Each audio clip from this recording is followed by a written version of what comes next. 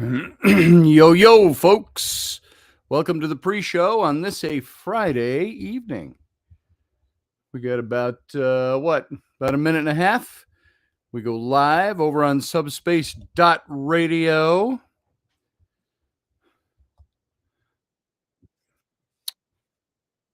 Look at that. I got feedback. Boom. It's gone. How is everybody? Good to see you here tonight.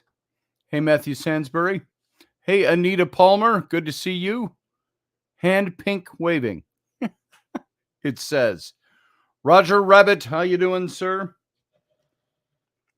Field guy. Matthew Sainsbury, they're always good topics and always well researched. Give myself something to drink here. We got about 35 seconds and we go live on the radio. Make sure we got stuff set up right. That's good. Cheers.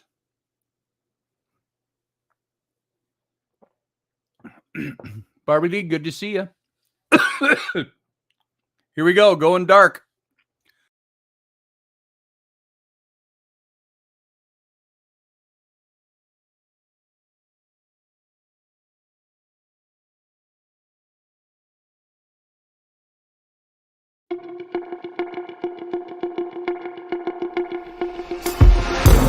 The Intrepid radio program with Scotty Roberts. Intelligent talk.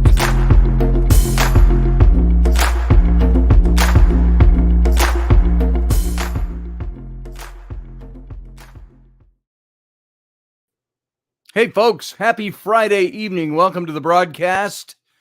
My name is Scotty Roberts, of course. This is my show, the Intrepid radio program, right here on subspace.radio. If you go over to subspace.radio, you can hear this show in its audio format and hear rebroadcasts of it throughout the week. And go check out their lineup over there. You can also watch the video simulcast of this show, which many of you do, over on my YouTube channel. That's youtube.com/Scotty Roberts. And when you're there, hit the subscribe button, hit the join button. You'll see what that's all about. And it's good seeing you all gathering over there in the chat room tonight. Good to see you all. And if I didn't say hello to you, it's because, not because I omitted you, it's because I missed you. In the quick coming in through the pre-show tonight. And you can also catch the show on Facebook in a couple of different places. My page, Subspace Radio's page, Intrepid Radio's page, and so on and so on and so on. Now, the problem you'll find, if you're over on Facebook, you will not see all the posts that come into the chat room. It just Facebook limits everything. And so you won't see the whole shebang that's going on over with the Intrep heads over on the YouTube channel. So if you want to go to the YouTube channel, just go there. And you'll meet some new people and see some great stuff going on. Hey, Paige Rockwell's Soiree. Good to see you, as well as many others filing in tonight. Good to have you here tonight. And I just got a reminder to be ready to start a live broadcast at 9 p.m., which was 5 minutes ago. And good thing I wasn't going by that alarm, eh? So tonight I chose a topic that would be for Fridays, our ghost days. And it started off a little differently. I wanted to talk a little bit about the scientific, skeptical look at ghost hunting and ghost investigations and experiencing ghosts. And I still want to hit some of that, but in the process of that, I came across, once again, was reminded of the verse of Samuel, the ghost of Samuel appearing to King Saul. And so I thought, let's look into that story a little bit. It's a little ghostier. Excuse me. I took a sip of this. I still got my little cough going. It's going to go for a few more weeks, I'm told, a couple weeks maybe. But I swallowed this wrong during the break, and now, of course, I'm coughing that little bubble up in my throat that's from swallowing something wrong. So, how is everybody? How was your week? It's Friday already. So we seem to jump from Friday to Friday to Friday, and with nary a day in between. So I hope your day's been going well. I hope your week went well. Let's take a look at a little Affirmator. This is that little deck that Rainey got me, and it's kind of fun. It's not, I don't think it's meant to be Oracle or Tarot or anything like that, but it's kind of a fun little deck. Little affirmations for the day that aren't all hoity-toity and high and mighty, and they've got a bunny rabbit riding a unicorn jumping a rainbow on the front. So that gives you a little bit of an idea what you're in store for if you haven't heard some of these already as we've done them.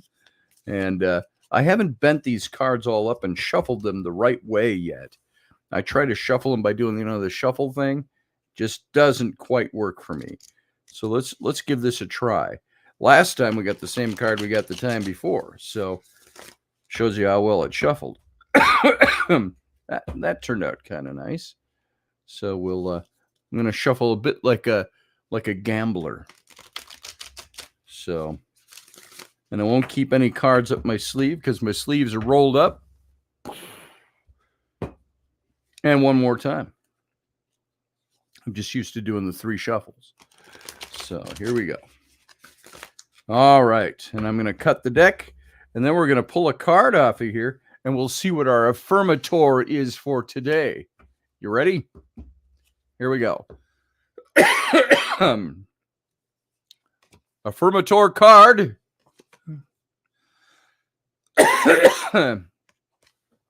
Connection, it says. You see a bunch of penguins all gathered together. Connection. I'm connected to the multitudes, and I can access their support at any time. Even a stranger offers a sense of comfort when they smile at me or make a dumb comment about the weather. Everyone is waiting to connect. All I need to do is open myself up and pay attention. Note to self, work on witty banter about weather-related stuff. So connecting. If you're not feeling connected or you need to get connected, there's ways you can do that. Man, I think many of us are connected on this show. We've got our own little set of followers, Intrepids, people that like talking to each other. And we all gather here every night that we do a show. It seems most of us are here. And I appreciate your presence. So hopefully you find some connection here as well. Carlene asks, Scotty, are you getting this incoming storm? No, Carlene, you're way out there on the East Coast. Excuse me, it's going on. I got that little tickle there now from swallowing wrong. But what was I going to say about it? Yeah, we get our weather. I don't know that you necessarily get your weather from us, but we get it from out west, the Dakotas and Northwest Canada.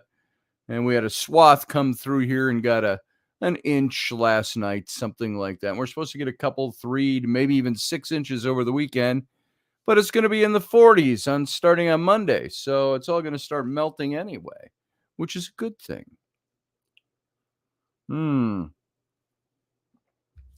Chuck, good to see you. Sarah, good to see you as well.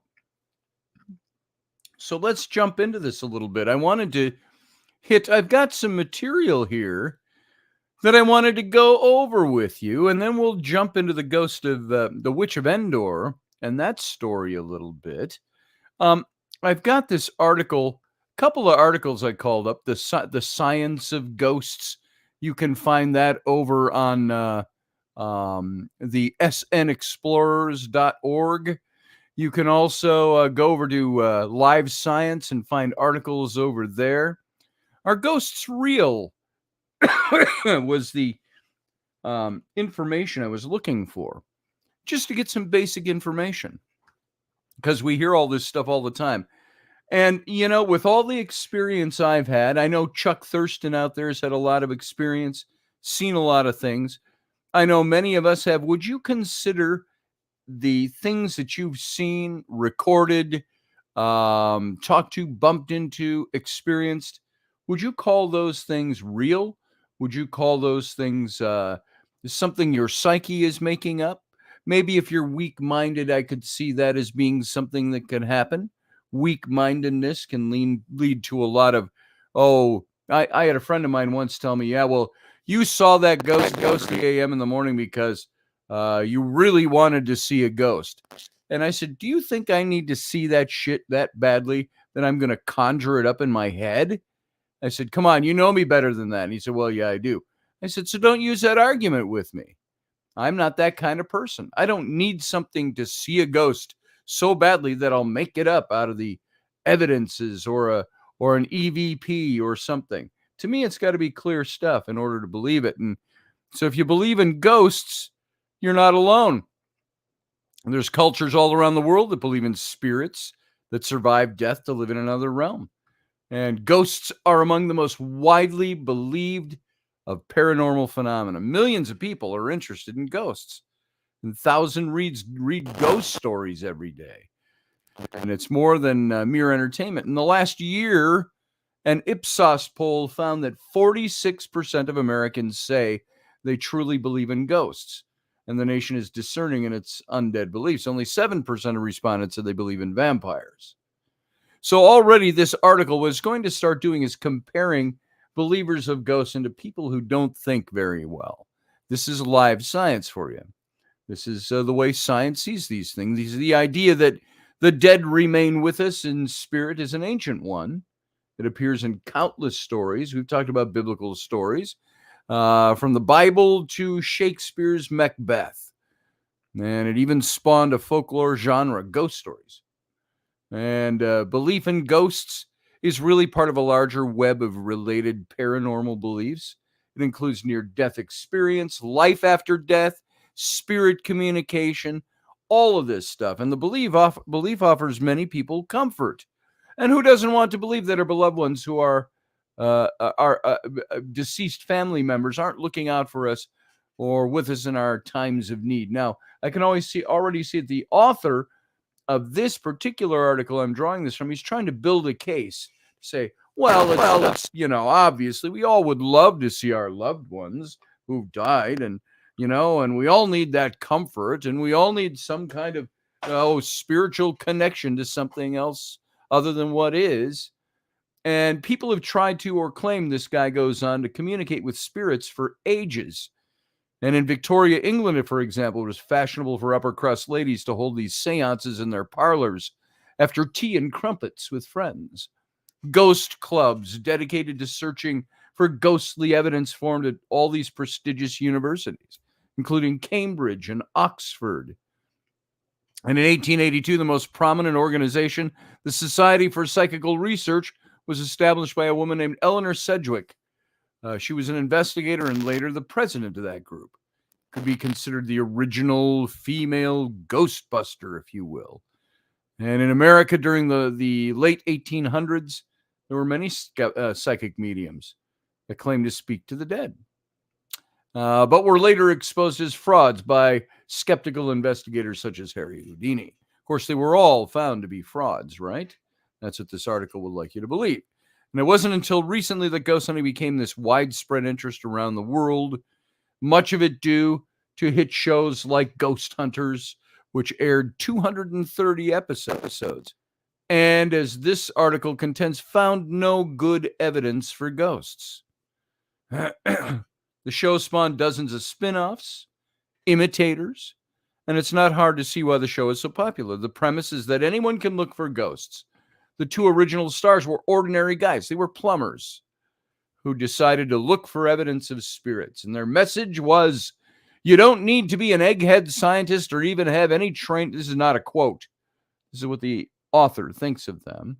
You don't need to be an egghead scientist or even have training in science or investigation. All you need is some free time, a dark place, and maybe a few gadgets from an electronics store. If you look long enough, any unexplained light or noise might be evidence of ghosts. And he goes on to say that vague criteria for ghostly happenings is part of the reason why myths about the afterlife are more alive than ever. I don't buy that reasoning when it comes to ghost hunting. So GH faked a few, though. Yeah, so they say. Chuck, I don't know about that. I've heard those stories, but everybody, you know what I find the source of a lot of those stories are people who usually are jealous that they are not the ones in the limelight. And because they're not the ones doing the ghost investigating show, they're going to be the ones, the first that are out there to show you how it was faked. That's what I found with these guys. Like I mentioned once before, I talked to Grant specifically about the collar tug and things like that. I said, Scotty, I did not and do that. And I'm going to tell you something. I trusted the integrity of my friend above and beyond the claims of people watching it on a tube and saying, oh, that's faked. I can even show you how it's done. It's bullshit to me after a while. So now, there's all kinds of information here about why people should see something that approximated the conventional image of a ghost. Many of our respondents are simply convinced in this study that they had experienced something uncanny, something inexplicable, extraordinary, mysterious, or eerie. Thus, many people who go on record, you know what I would like to see? Some of these scientists who write articles like this one, who do these studies, I would love to see them actually go on a ghost investigation. And I remember I had, well, I didn't have to remember it far. I've got a friend who's, I've known him for 30 plus years. And no, 30 years this year. How about that? And he's the one that told me, well, you saw a ghost because it was 3 a.m. and you were tired and you wanted to see a ghost and you saw one, by God. And I said, do you really think that's the kind of person and researcher I am? You know me better than that. And I invited him to come on a ghost hunt with me. He didn't want to do it. He was also one who said, you know, I stood in the middle of my living room and I invited Satan and his demons to come into my house and to haunt me and to cause trouble. And he says, I haven't seen anything happen yet. And I think that's a dangerous thing to do. But at the same time, I also think, well, what's he got to prove to you? You know, it's like they say, the greatest lie of the devil is convincing people he didn't exist. So there is this curious skepticism based on, well, we know how the brain works, and people who see these things obviously don't. They're not very smart people. And personal experience is one thing. They call it anecdotal. Experiences happen to me. It's an anecdotal thing. But scientific evidence is a completely other matter, they say. Part of the difficulty in investigating ghosts is that there's not one universally agreed upon definition of what a ghost is. And some people believe that they're spirits of the dead who, for whatever reason, get lost on their way to the other side. And others claim that ghosts are instead telepathic entities projected into the world from our minds. And still others create their own special categories for different types of ghosts. Oh, and you know, by the way, if you know the head of the skeptics, what is he? The National Organization for Skeptics or Skeptic Society or whatever it is. Michael Shermer, you've seen him. He's a what I call a big S skeptic. And he's some denied the existence of all this. Now, what I have found with most skeptics, if they're really honest skeptics, they're going to be people who say, I have questions about that, but extraordinary claims require extraordinary evidences. And so he has always been somebody who doesn't believe these until he had his own experience. And which was just a few years ago, recent few years. And he wrote an article about it. Now, he hasn't changed his stance on everything. And I think he got a lot of skeptics in the Skeptic Society mad at him. But he said, I had this experience. He says, it's my experience. I experienced this. And I can no longer just outright deny that there is not something out there in the spiritual realm, in the ghostly realm. A radio started that used to be owned by his dad and played music that his dad liked on his wedding day to his fiance and stuff like that. So it's something that he said hadn't worked for years. It was just there as a relic, a remembrance of his dad. And then it played that day on his wedding day, and then it never played again. They could never get it to work after that. And I thought that was an interesting story. And so that was his personal experience from the major face on skepticism guy that's out there.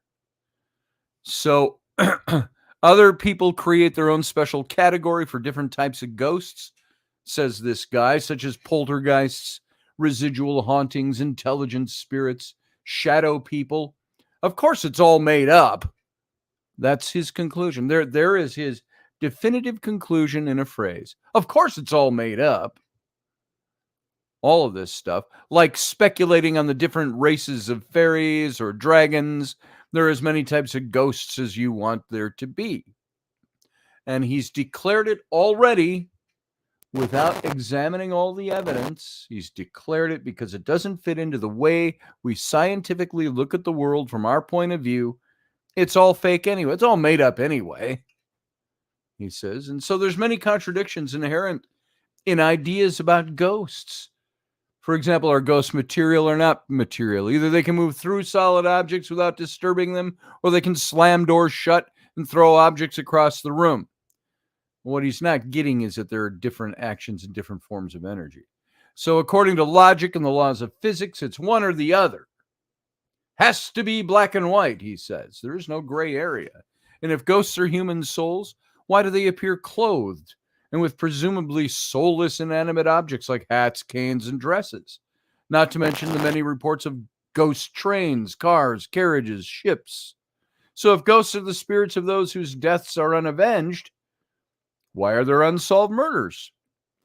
Since ghosts are said to communicate with psychic mediums and should be able to identify their killers for the police. Obviously, a complete lack of scientific methodology applied to his preset beliefs about these things, which is the antithesis to the kind of science skeptic he's promoting. So the questions go on and on, he says. Just about any claim about ghosts raises logical reasons to doubt it. Let me ask you that. Any claim about... Sarah, stop. I know I'm going to the Witch of Endor. That's the whole topic of tonight's show. But we're preambling with all of this. So I know where I'm going tonight. And I got a handle on it. It's 9:23. Thank you, though. Still love you. So ghost hunters use many creative and dubious methods to detect the spirit's presences.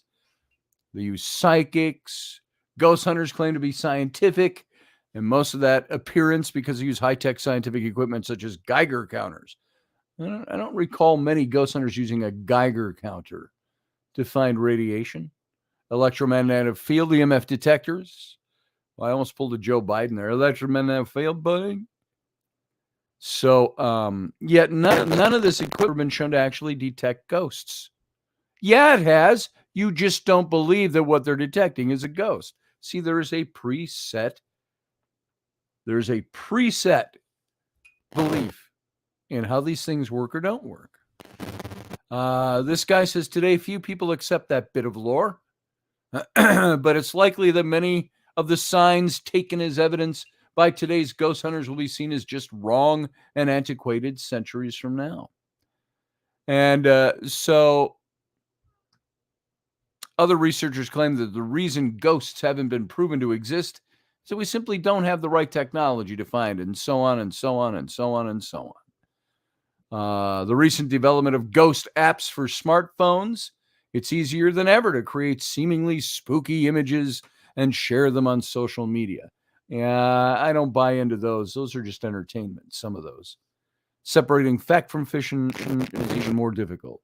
So most people who believe in ghosts do so because of some personal experience. They grew up in a home where the existence of friendly spirits was taken, or they had some unnerving experience, and so on and so on. And it's widely claimed that Albert Einstein suggested a scientific basis for the reality of ghosts based on the first law of thermodynamics. If energy cannot be created or destroyed, but only change form, what happens to our body's energy when we die? Could that somehow be manifested as a ghost? And it seems like an unreasonable assumption, says this person, until you dig into the basic physics. And if ghosts are real and there's some sort of as of yet unknown energy or entity, then their existence will, like all other scientific discoveries, be discovered and verified by scientists through controlled experiments. And I got to ask you, just because our current science can't pierce a particular veil doesn't mean it doesn't exist. So, in the end, and despite mountains of ambiguous photos, sounds, videos, the evidence for ghosts is no better today than it was a century ago, says this guy. There are two possible reasons for the failure of ghost hunters to find good evidence. The first is that ghosts don't exist, and that reports of ghosts can be explained by psychology, misperceptions, mistakes, and hoaxes. The second option is that ghosts do exist, but that the ghost hunters do not possess the scientific tools. But ultimately, he says ghost hunting is not about the evidence at all. If it was, the search would have been abandoned long ago. Instead, it's about having fun with friends and family members, telling stories, and the enjoyment of pretending to search the edge of the unknown. After all, everyone loves a good ghost story. And this particular cynic he's a cynic. He is not, I would not claim that he is being skeptical nor scientific in his approach to any of this.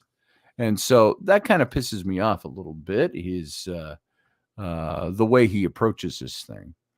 But all of this leading into, as I was looking into all of this stuff tonight, and I came across the skeptical side of ghost hunting, I wanted to find out a little bit more about what science thinks, if there was any more current information on that.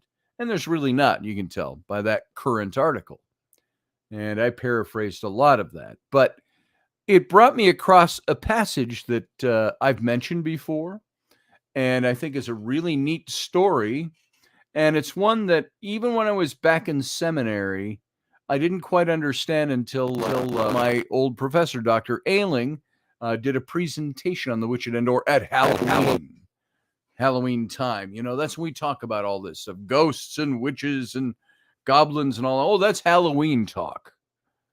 But sincerely, in the biblical accounts and the biblical stories, you have set forward. Somebody asked on my Facebook the other day, they asked the question about ghosts in the Bible. As far as I know, the Bible doesn't talk about ghosts, does it?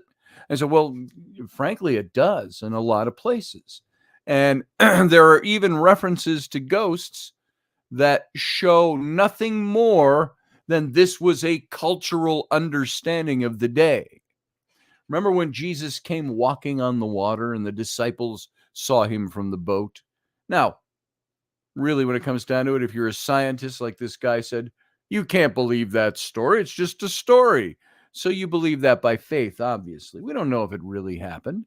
My point for bringing it up is in that story, it says, while there was a storm, they saw Jesus coming toward them, walking on the water.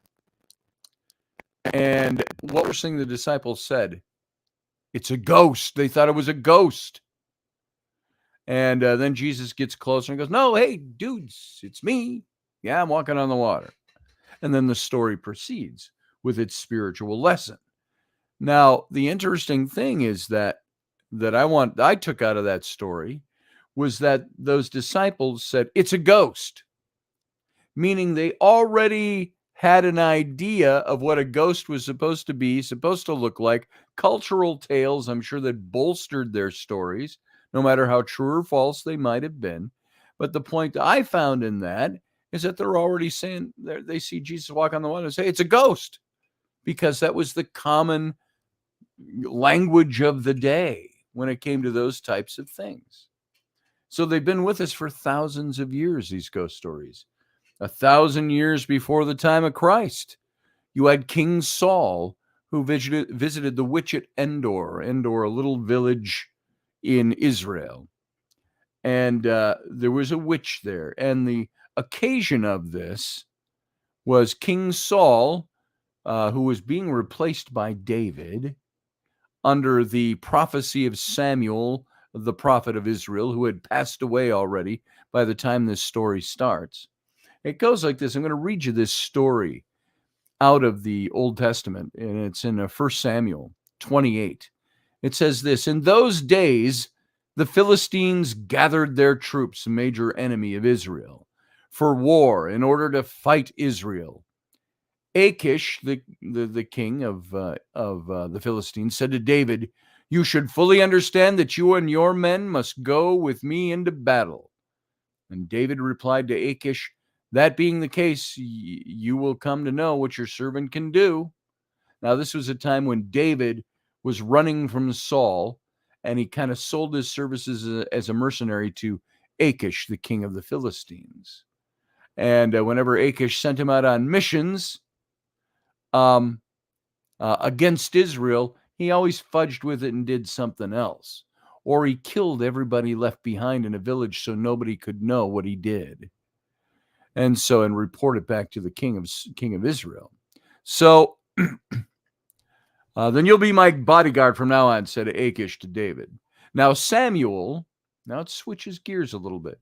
Now Samuel had died. He's the prophet of Israel. He's the one who anointed David in the place of Saul, and told Saul, the kingdom will be ripped from your hands. And so it was a very interesting scenario. They say this is why Saul sought David to kill him. David was going to take his place, and his son wouldn't rule. So now Samuel had died, and all Israel had lamented over him, and had buried him in Ramah, his hometown. And in the meantime, Saul had removed the mediums and the magicians from the land, and the Philistine, and that's the point they're making for this story. And the Philistines assembled. They came and camped at Shunem. And Saul mustered all Israel and camped at Gilboa. And when Saul saw the camp of the Philistines, he was absolutely terrified. So Saul inquired of the Lord, but the Lord did not answer him. Not by dreams, nor by Urim and Thurim, nor by the prophets. Remember the Urim and Thurim we talked about? These stones that the prophets would use to. I don't know if it was how the light hit them or what it was. Nobody knows exactly what they were. They were stones for prophesying. God speaks through the rocks. And so the rocks were silent. The prophets were silent. There was no prophet. And so Saul instructed his servants, "Go find me a woman who is a medium, so that I may go to her and inquire of her." Now, I don't know why he would look specifically for a woman who medium. Maybe it's because it was well known culturally that witches were women, but there were also wizards and sorcerers. So I don't know why he specifically said this, unless he had one already in mind. That seems to indicate to me that he already had an idea of who he wanted them to talk to, because it's obviously in the area. You can't travel the night before a battle with your enemies. You can't travel 100 miles across country to go see a witch. Probably saying, "Go find a woman here that is a medium." And so his servants replied to him, "There is this woman who's a medium in Endor."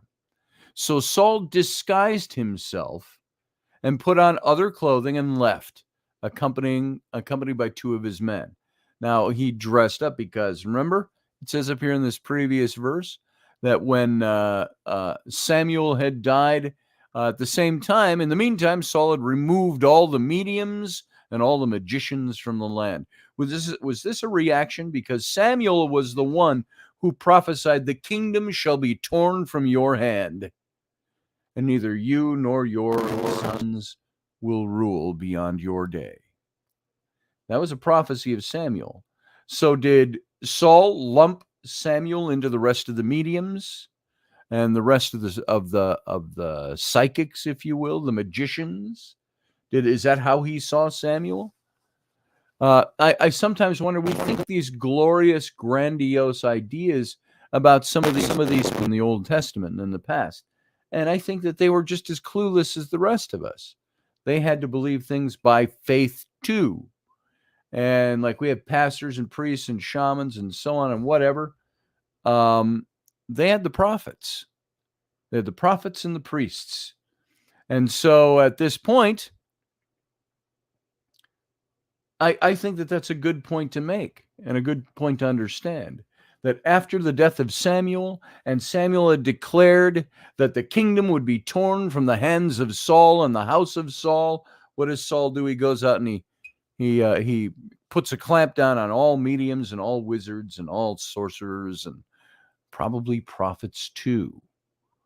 I just thought it was interesting. He says, because right after Samuel is buried in his hometown of Ramah, in the meantime, Saul removed all the mediums and the magicians from the land. But now he puts on a disguise to go see this medium that these men had found. And they came to the woman at night, it says, and said, use your ritual pit to conjure up for me the one I tell you. Now, what's interesting in this is that Saul asks here for a ritual pit or a divining pit. What he asks for in the Old English, the Old King James says, a woman with a familiar spirit. And familiar spirit was a way you understood, oh, she has a familiar spirit, somebody that she communicates with on the other side. Yet the only place in the Old Testament, a book of Hebrew language, that you find a non-Hebrew word in the Hittite language is this passage. The Hittites. The Hittite language for the word divining pit, or as it was translated into the King James, a familiar spirit. So this familiar spirit is what he's looking for, and it really meant, if you interpret the actual Hittite word there in that phrase, the word meant divining pit. Now, what the hell was a divining pit? Divining pit is, I always get a picture of like voodoo in my mind, because it would be the place where a voodoo practitioner, you can go see them you can go down south, Louisiana, you can find a good voodoo practitioner. But, and down into the Central America, the Caribbean, and places like that. And what's really interesting is that they will have these little pits in their backyard, like a fire pit, and they keep them covered up. And when they want to conjure a spirit, they uncover them, they sacrifice a chicken, sprinkle the blood in there, or whatever animal they use, and they do all their voodoo-y stuff right there. And so this is very close to what you're looking at with this Hittite word of a divining pit. And use your ritual divining pit to conjure up for me the one I tell you. Matthew Sainsbury says there's two versions of Saul rejected. One of which told him to wait 7 days before he makes a sacrifice and go into battle. And another one's when Saul failed to slay the Amalekite king. Well, here's the thing. That's not two versions of an event that caused Samuel to say God's withdrawn from you. Two different events. And in those two different events, both of them had Saul acting as if he knew better than God's prophet, which was a big no-no back then. And so the prophet told him to wait, and Saul went ahead and sacrificed because he was waiting on Samuel. Samuel wasn't there on time. A prophet is late or early. He arrives precisely when he's meant to paraphrase Gandalf. So he didn't arrive on time. So Saul did the sacrifice, which was another. The priest or the prophet was supposed to do that. And then there was the other occasion which I haven't gotten to it yet. There was the occasion of the Amalekites. Why did God pull the rug out from under the feet of Saul? Because he did not do the bidding of the prophet, God's prophet, and therefore God himself. And so one event was when he did the sacrifice on his own. The other event was when he did not kill the Amalekite king. And he did not, the command, and I always wondered about God for this, is that God wanted to wipe out, at least the prophet did, saying God wanted him to do this. wipe out all the Amalekites because they're a constant flesh to Israel. And wipe out every one of them. Every man, every woman, every child.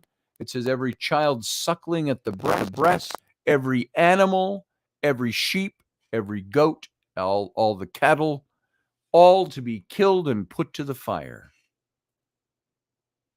That's what God commanded Saul to do. And Saul was like, I'm not going to do that. It said he put to death the men, the women, and the children, and some of the livestock, but he kept the king alive, and he kept certain cattle alive, the kind of the USDA stuff, which didn't exist back then, of course, as we know. And he kept the best cattle, and he kept the king alive as a trophy and as a deterrent to other small city-states rising up against him. And so he did these things, and this is when Samuel declared that the kingdom would be rent from Saul's hand. And there is a scene where the prophet starts to storm out, and Saul is asking for the blessing. But bless me anyway, give me God back, he's saying. And the prophet stormed out, and Saul chased him down and dove at him and caught the hem of his garment and ripped Saul's garment. Or I'm sorry, Samuel's the hem of his robe and tore it while he's down on his face almost in the dirt. Don't leave me without the blessing of God. And he grabs for Samuel and tears the hem of his garment. And Samuel looks down at the torn hem of his garment and he said, "So shall it be with you and your house. It shall be rent from your hands in the same way." And so Saul is rejected by God. And God says through the prophet, you're not going to be the king very much longer. I'm going to take you out. I'm going to take out your sons. Your sons aren't going to rule either. So God was pretty vicious dude in those days. Not only did he want the king of the Amalekites dead, he wanted them all dead. I want his kids dead. I want his wife dead. I want all his people dead, all their wives dead, all their children dead, their cattle dead, their dogs and cats and goats dead. Doing my best Robert De Niro doing Al Capone. That's the way God was in the Old Testament, not the loving God in Jesus that we know in Christianity. And so the same thing. When God said, "I'm tearing the kingdom from your hand," he tore it from the hand of Saul, and he tore it from the hand of his sons. And you remember his son Jonathan, who was the dearest friend to David that existed, and likewise.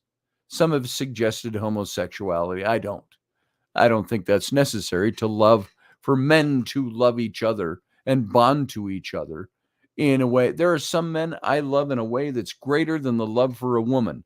Does that mean sexuality?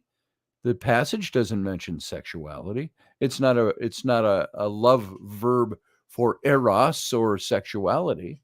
It's a verb for love. I've got male friends that I love greater than certain women I love in my life. Greater than a man has love for a woman. Are we sexually homosexual? No, not a bit. And so I believe this had to do with the friendship. I don't care if they were. I don't think they were. It's just that simple. And in Judaism, as we talked about Levitical law earlier in the week and last week, Levitical law was pretty stark about that. It's not that people didn't violate it, but you couldn't be a man after God's own heart like David was supposed to be and violate Levitical law. But he did all the time. So, what, Matthew? The song. I know, Matthew, this is a pet thing of yours, this love relationship between Jonathan and David. He says, "Your love to me was wonderful, praising the love of women, passing the love of women." Boom, there it is. He loved him more than the love of women. And does that mean he was, by today's words, gay? No. So, There are some men I love that passes the love of women, but I haven't had sex with them. So, and I think the same goes for David and Jonathan. So that's your pet thing. You can teach it if you want. I happen to believe the language doesn't uphold it in the Old Testament. So anyway, now back to this story. So here's Saul. He's in disguise because he doesn't want anybody to recognize him that might know he's gone to this witch. And so he disguised himself. He put on other clothing and accompanied by two of his men. And they came to the woman at night and said, use your ritual pit to conjure up for me the one I tell you. But the woman said to him, look, you're aware of what Saul has done, and he's removed the mediums and the magicians from the land. Why are you trapping me so you can put me to death? She asks them. What, are you trapping me for some reason to have me put to death? Are you constables of the king? What are you? She doesn't trust them as far as she can throw them. And but Saul swore to her by the Lord. So he swears to the Lord God. And he says, as surely as the Lord lives, you will not incur guilt in this matter. And the woman replied, well, who is it that I should bring up for you? Saul says, bring up for me the ghost of Samuel, the prophet who had died, the prophet who prophesied that the kingdom would be torn from him, the prophet whose blessing he craved and did not get.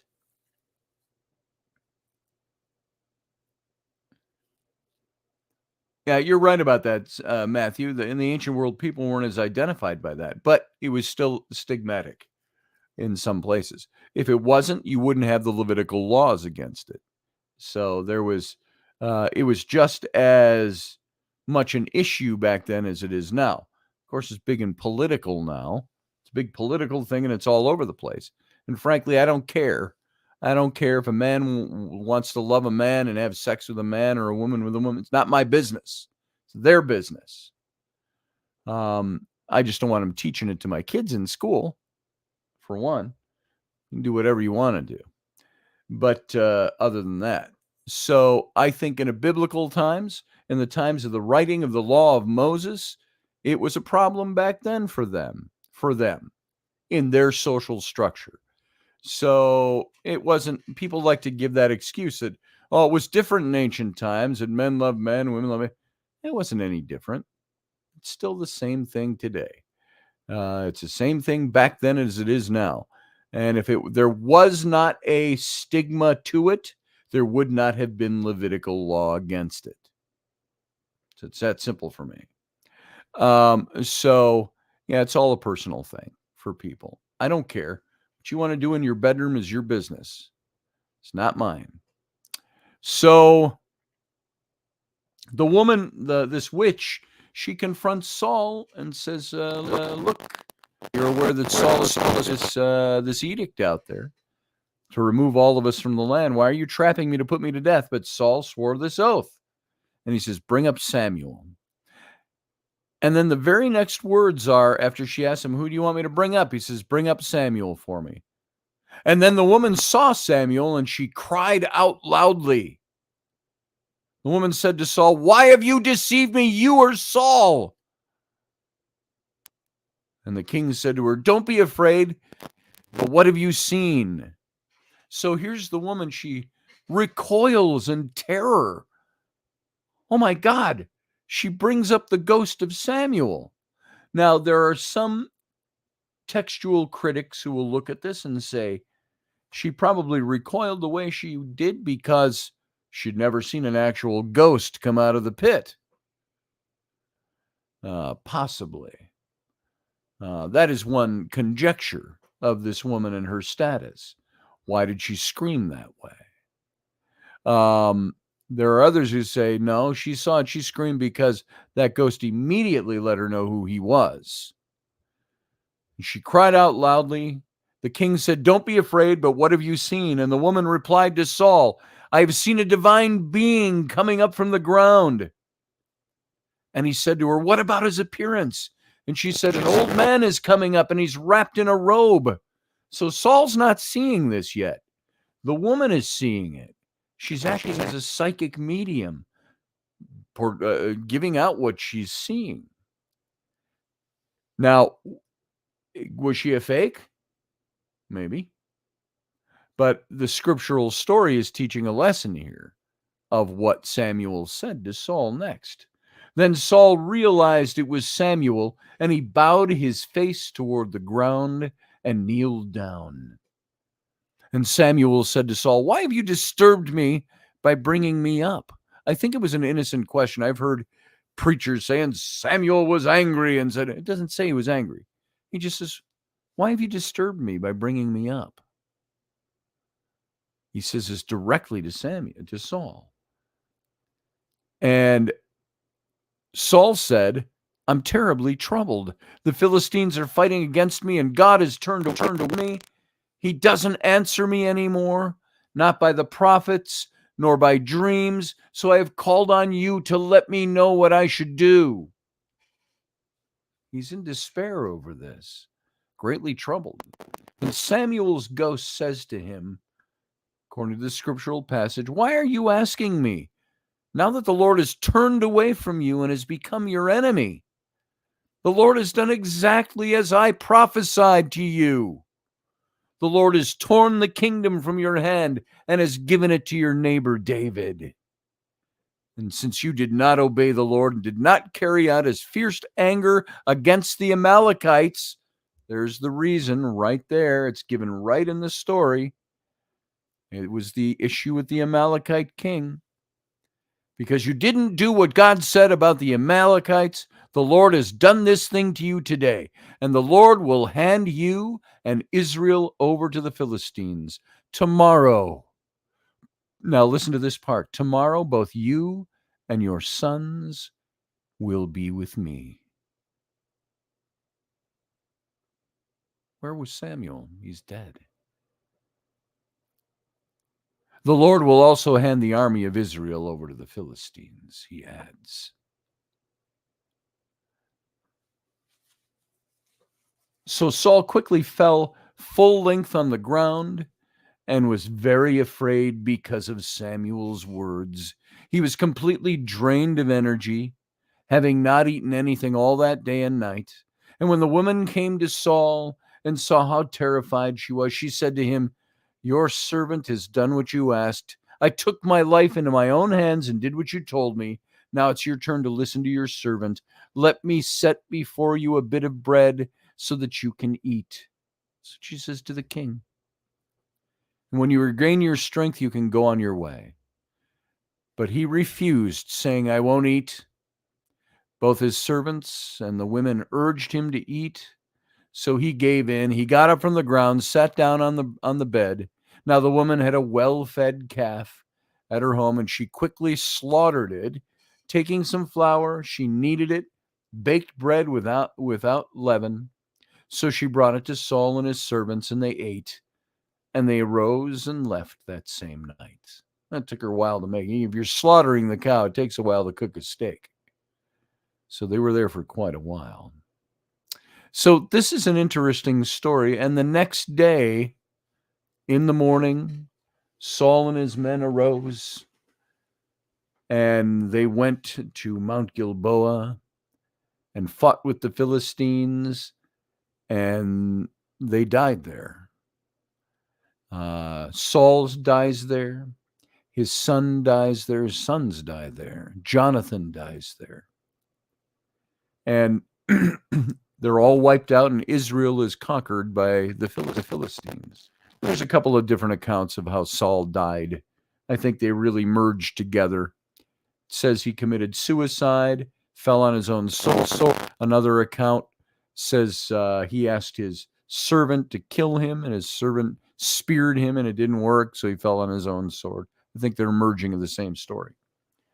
And so David, in a beautiful psalm, and I don't have the number of the psalm on the top of my head, he writes about this because now he's the rightfully anointed king in the place of Saul. And he comes to the throne. And he writes in the book of Psalms, he writes how the mighty are fallen and the beauty of Israel is slain on the slopes of Gilboa. And it sends shivers up my spine. But here you go. Here is a woman who called up a ghost in the Old Testament. What the Old Testament calls a ghost or a spirit of Samuel. And it's a sad story when you think about it. I don't think it's a happy story of God's vengeance being it's a sad story of a man who fell out of favor with his God. His God condemned him for it. He said, I have rent Israel from your hands and the hands of your sons. But at the same time, there's that hope because the ghost of Samuel says, tomorrow you'll all be with me. I thought that was very interesting. It raises the hair on my arms. So all of you listening over on the radio station, we are at the end of the broadcast for radio anyway, and we're going to bid you a fond farewell for the evening. Thank you for being here. If you want to stick around on the YouTube channel, you can join us there for the Captain's Cabin. Live long and prosper. Join us every weeknight at 9 p.m. Central Standard Time, 10 p.m. Eastern. The Intrepid Radio Program, a Scotty Roberts production.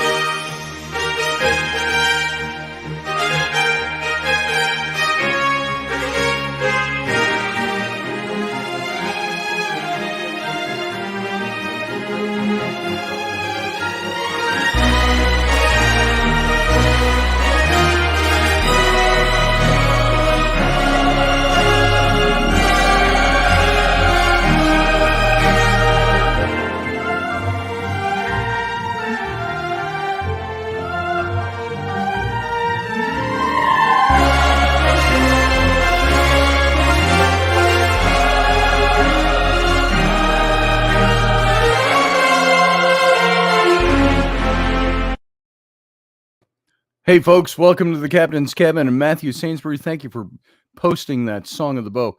That is a beautiful psalm of David's, lamenting the loss of Saul and Jonathan. And how are the mighty fallen and the beauty of Israel slain on the slopes of Gilboa. And so a good song. He goes on, or he says, How are the mighty fallen? Tell it not in Gath, publish it not in Ashkelon, lest the daughters of the Philistines rejoice. Saul and Jonathan.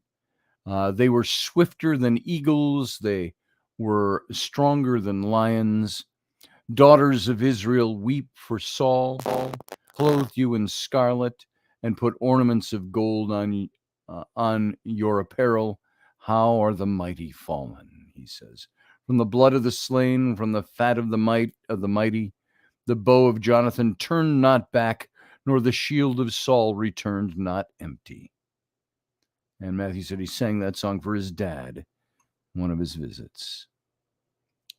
So that they used to sing the song of the bow together.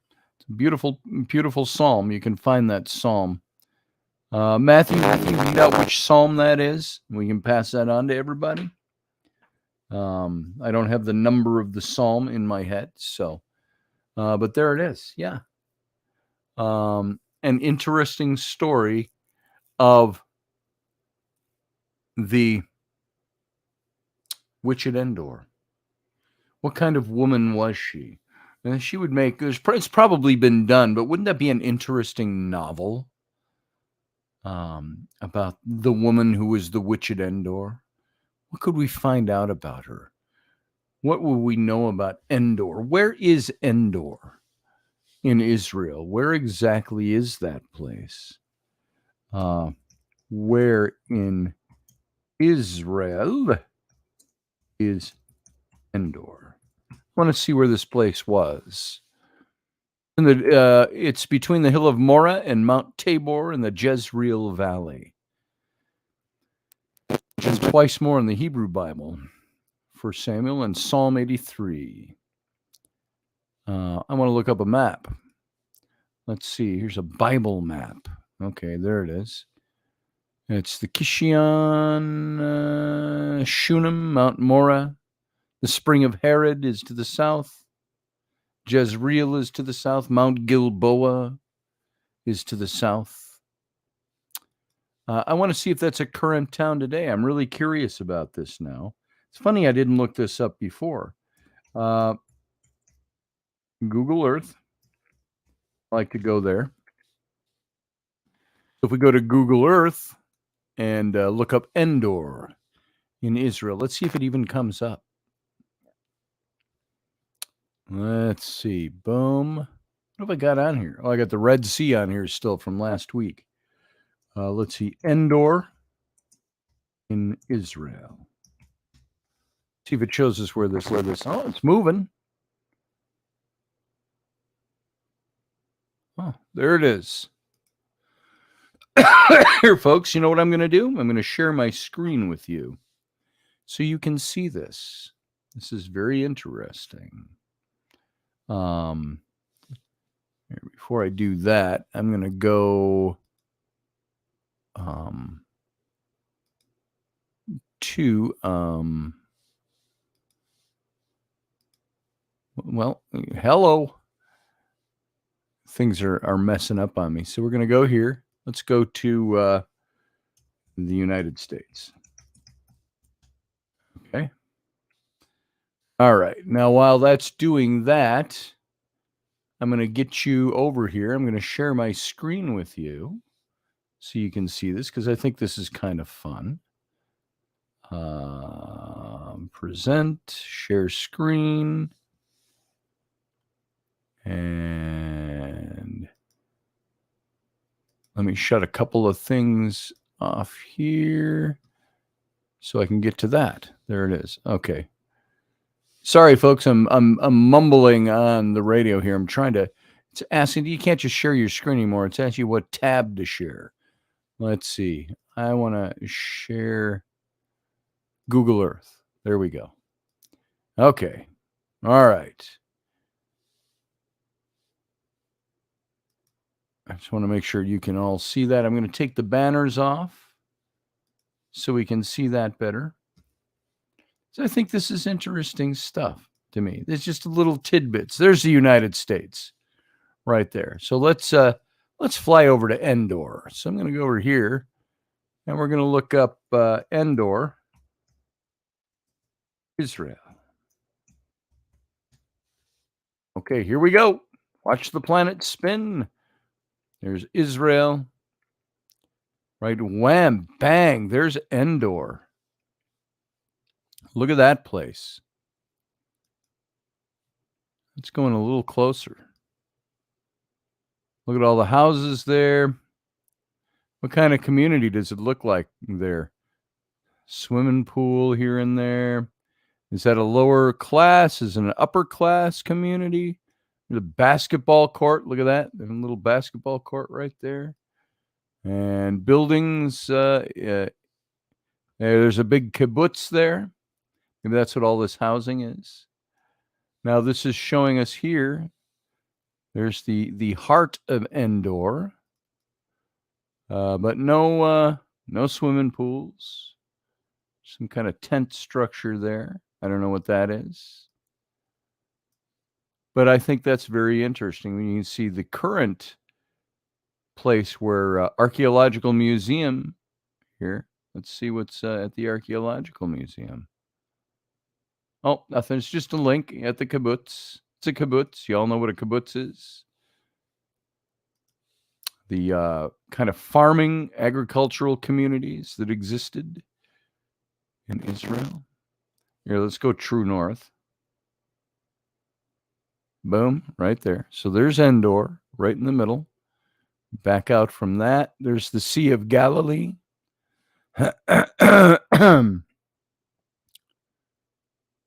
I just get far and gone from Endor? Where'd Endor go?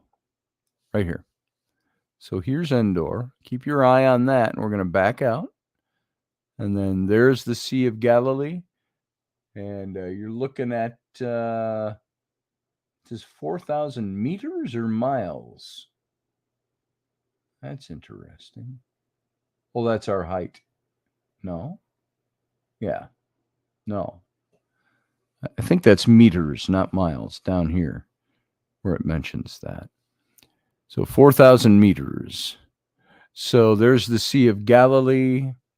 And of course, once you get down below the Sea of Galilee, you can follow the Jordan River running south. You just follow that swath of green. And that, of course, will take you all the way down to the Dead Sea down at the bottom. And down here, then, of course, the north of the Sinai Peninsula that takes you into Egypt. So there you go. Tel Aviv is over here on the coast. It's the current capital, and here's Jerusalem. Right here. See, it's kind of straight west from the north tip of the Dead Sea is Jerusalem. There it is. Interesting stuff as far as I'm concerned. And you're looking at where's the familiar sites that we have, like I'm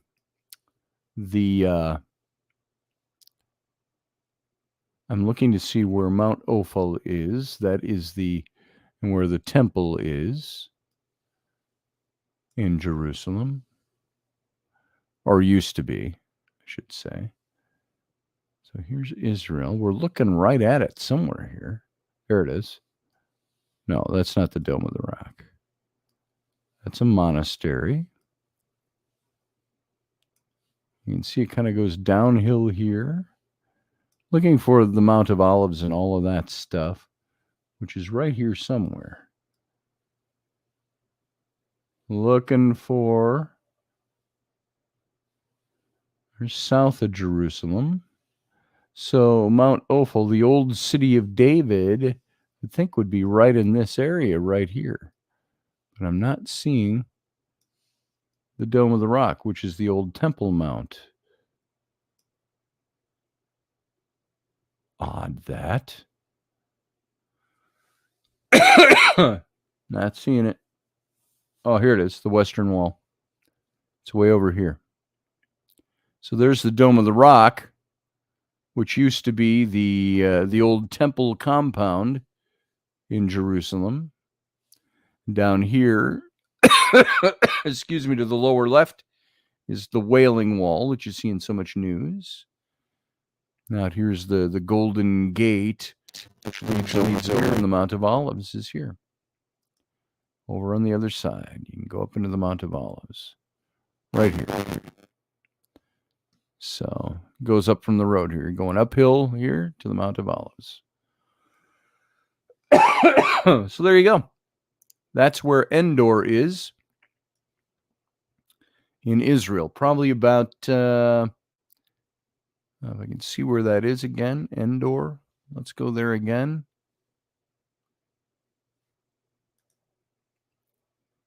Okay, it's way up there. That's still only about a day's walk. Something like that from Jerusalem. If you're on foot. Probably less than an hour drive from Jerusalem down here to Endor up there. So that's where it all that's where this story took place. And Mount Gilboa, if that's Endor, Mount Gilboa is down here somewhere. Gilboa. Let's find out. Because I think it's interesting. Mount Gilboa, Israel. Oh, okay, it's down here, a little further south.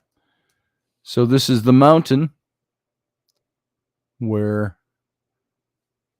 Saul and Jonathan died at the hands of the Philistines, right there. Mount Gilboa. And Jerusalem, not all that far.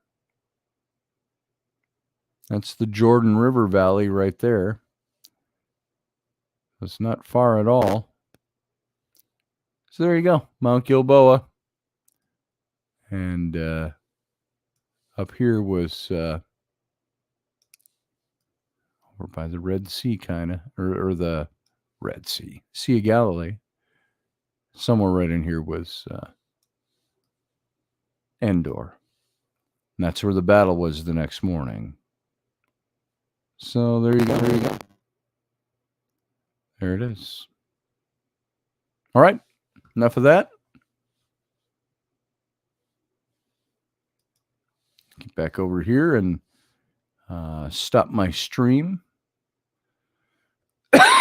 So there you go. So very interesting story, I think. Interesting story in the Bible of ghosts and the ramifications of a story that talks about ghosts in the scripture. I've heard theologically speaking that story is there to only to teach us that God, or the interpretation of the church and so on, was that God sent the ghost of Samuel to deliver a message, or the spirit of Samuel to deliver a message to Saul. But isn't that what we get with psychic mediumship already? So God was behind this one, so it says. So anyway, folks, there it is. There is about 11 of you left in the chat room, but I'm going to call it a night. I want to thank you all for being here. I hope you enjoyed this little story about Samuel, the ghost at Endor, or the witch at Endor, the ghost at Endor, really. I took it as a story against divination and necromancy. Yeah, there's some of that probably wrapped up in there. But she was a very hospitable witch, and the king let her live at that time. Of course, he had greater things on his mind. So, Barbie D says, for me, a week's walk, Scotty, the way I walk. There it is. Yeah, maybe me too. A little more than a day anyway. So see y'all on Sunday morning, says Uncle Dave. Sunday morning comes in day after tomorrow. Day after tomorrow. Oh, and it's spring break around here, so we got kids home for a week. Woohoo! So, Anita Palmer asks, is this when the issue between Israel and Palestinians or Palestine truly began? Oh, do you mean Palestinians? Now that I had that slip of tongue, No, I don't think this is where that began. I think the issue between Palestine and Israel really has its roots in the old biblical story of Jacob and Esau, the two brothers, the sons of Isaac. We're talking back quite a while ago, like 4,000 years ago. The two brothers, they split and went their way, the stolen birthright and all of that. Esau, it said, was the father of the Arabic countries, and Jacob, of course, the father of Israel. So Jacob being Israel, the father of Israel. So interesting stories. This is 1,000 years after that. So yeah, it's not where it got its start. Yep, daylight savings time. Remember that, folks, on Sunday. If you're going to show up for It's Sunday over here at 9 a.m., remember to set your clocks an hour ahead when you go to bed on Sunday night, or your phone will automatically do it because it's tied into national time, international time. And you won't have to worry about it so much. But daylight savings time already begins on Sunday. And 1 hour ahead. Remember, spring forward, fall back.